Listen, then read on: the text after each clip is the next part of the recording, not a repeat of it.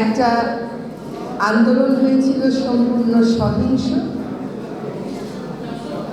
স্বৈরাচারের কখনো না কখনো যে পতন হয় এবং সেই পতন যে সাংঘাতিক লজ্জাজনক হয়, সেটা আসলে কোটা বিরোধী একটা আন্দোলন থেকে শুরু হয়ে সরকার বিরোধী আন্দোলনে পরিণত হওয়া এবং সরকারের পতন ঘটানোর যে আন্দোলনে পরিণত হয়েছে, সেটাই আবারও প্রমাণিত করে।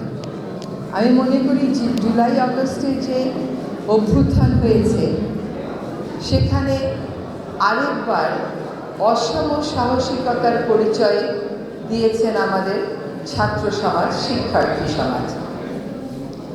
আমরা কিন্তু অনেক দিন আগের থেকেই সুশীল সমাজে ছিলাম, আছি, ভবিষ্যতেও থাকবো, কিন্তু ওরা যে কাজটা শুরু করে দিয়েছিল, আমরা কেবল পাশে দাঁড়িয়ে একটু সাহস জুগিয়েছি, এইটুকুনি।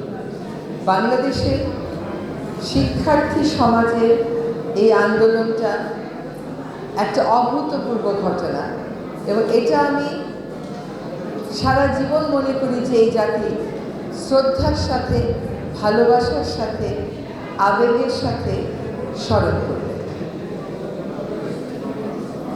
আমরা যখন নিহতের তালিকা দেখি, যখন আহত মানুষদের অসহায়ত্বের কথা ভাবি, যখন শুনতে পারি প্রায় 450 জন মানুষ, বেশিরভাগই শিক্ষার্থী, দৃষ্টিশক্তি হারিয়েছে, এবং যখন শুনি 19 জন শিক্ষার্থী আর জীবনে কোনোদিন চোখে দেখতে পারবে না, যদি সেই অনুভূতিগুলো নিজের ভিতরে আনবার চেষ্টা করি, এখনও কিন্তু দম বন্ধ লাগে।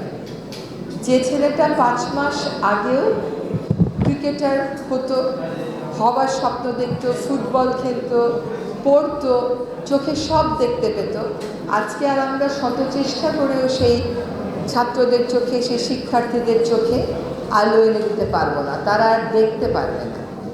এখন দেশকে স্বৈরাচার মুক্ত করার জন্য এই যে আত্মত্যাগ তারা করে গেল, এই আত্মত্যাগের জন্য, তাদের জন্য আমরা কি করতে পারি?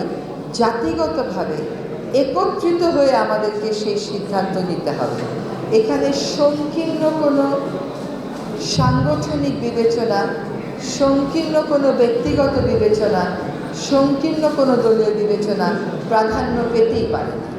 তারা যে দৃষ্টান্তটা সৃষ্টি করে দিয়ে গেছেন, যে আত্মত্যাগটা করে দিয়ে গেছে, সেই আত্মত্যাগটা এই দেশকে পরিবর্তিত একটা বাংলাদেশ হিসাবে দেখবার জন্য, এবং সেই পরিবর্তিত বাংলাদেশে আমরা আর কোনো স্বৈরাচার চাই না, আমরা চাই আর কোনো বৈষম্য চাই না, আমরা চাই গণতন্ত্র, আমরা চাই মুক্ত আবহ, আমরা চাই সকলের অধিকারের চর্চার সুপ্রসারিত ক্ষেত্র।